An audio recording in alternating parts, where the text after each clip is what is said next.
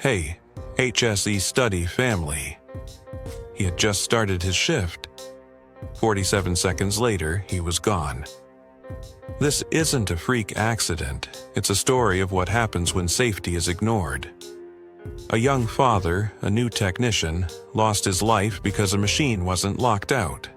Stick with me, because today we're breaking down a real OSHA case study that could save your life.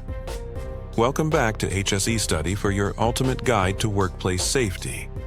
We're diving into the heartbreaking story of Brian, a 29-year-old maintenance technician killed in a food processing plant, all because Lockout, Tagout was ignored. This isn't just about passing an OSHA training test. It's about making sure you and your coworkers go home to your families. We'll unpack what went wrong, what OSHA found, and how to prevent this tragedy from happening again. Subscribe now so you're always prepared to stay safe. Let's face the brutal truth. Lockout, tagout failures are killing workers. OSHA reports thousands of LOTO violations every year in the U.S., with manufacturing plants like food processing facilities being some of the deadliest. Workers get crushed, electrocuted, or pulled into machines because someone didn't lock out the power. I've heard stories that break my heart. A worker mangled in a press because no one checked the energy. A mother who never saw her son again after a quick fix went wrong. These aren't just stats, they're real people with kids, dreams, and futures. When LOTO is skipped, companies face massive OSHA fines, sometimes hundreds of thousands of dollars, and end up on the severe violator list, facing intense scrutiny. But no fine can bring back a life or heal a family's pain. That's why mastering Lockout, Tagout is a non-negotiable for workplace safety. So, what is Lockout, Tagout, and why do these tragedies keep happening? LOTO, under OSHA's 1910.147 standard, is a safety procedure to control hazardous energy, electrical, mechanical, hydraulic, by shutting down machines, locking them with a padlock, and tagging them to prevent restarts during maintenance. It's a clear process. Shut off the machine, isolate energy sources, lock and tag, release stored energy, verify it's safe. But when workers lack training, supervisors don't oversee, or companies cut corners, LOTO gets ignored. Pressure to keep production running or a faulty emergency stop system can make workers think they can skip it. OSHA's data shows LOTO is among the top-cited violations, with over 2,000 cases yearly.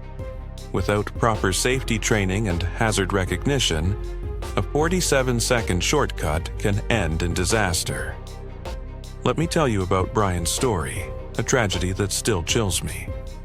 Brian was a 29-year-old maintenance technician in an Ohio food processing plant. A new father, newly promoted, he was proud of his job. One day, he was sent to troubleshoot a jammed conveyor belt. The system wasn't fully locked out. Nobody checked. Brian, trusting his team, reached into the machine. In 47 seconds, the belt reactivated, pulling his arm in and crushing him. The emergency stop failed. Coworkers screamed, scrambling to help, but it was chaos. Brian was pronounced dead at the scene. OSHA's investigation uncovered 5 major violations: no LOTO procedures, no energy isolation, a faulty emergency stop system, lack of worker training, and no supervisor oversight. The company was fined $234,850 and placed on OSHA's severe violator list. Brian's co-workers were wrecked. Some couldn't work for weeks, haunted by his cries. His newborn daughter will grow up without him. All because a few critical steps were skipped. Let's get practical, because I want you to be a LOTO pro. First, always follow LOTO, no matter how small the job. Identify all energy sources, electrical, hydraulic, everything. Shut them off, isolate them, and apply your personal lockout device. Only you hold the key. Tag it with your name and a warning. Release stored energy, like pressure or springs, and test the machine to confirm it's dead. OSHA requires every worker to have their own lock and tag, never share. Second, verify zero energy with a meter or test button before touching anything. Third, demand supervisor oversight. They should double-check LOTO before work starts. If you're not trained, insist on OSHA training. It's your right. And if you see someone skipping LOTO, stop them. It's not snitching, it's saving lives. One tip, keep a LOTO checklist in your pocket. A quick run-through can prevent a fatal mistake. Here's the deal. A 47-second mistake can cost a lifetime. Brian's death wasn't just a failure of LOTO, it was a failure of training, oversight, and a safety culture that allowed shortcuts. We've covered PPE and confined spaces before, but LOTO is just as critical for accident prevention. By following every step, you're not just avoiding OSHA fines, you're ensuring no family gets that awful call. Let's build a culture where safety training and hazard recognition mean no one dies for a quick fix.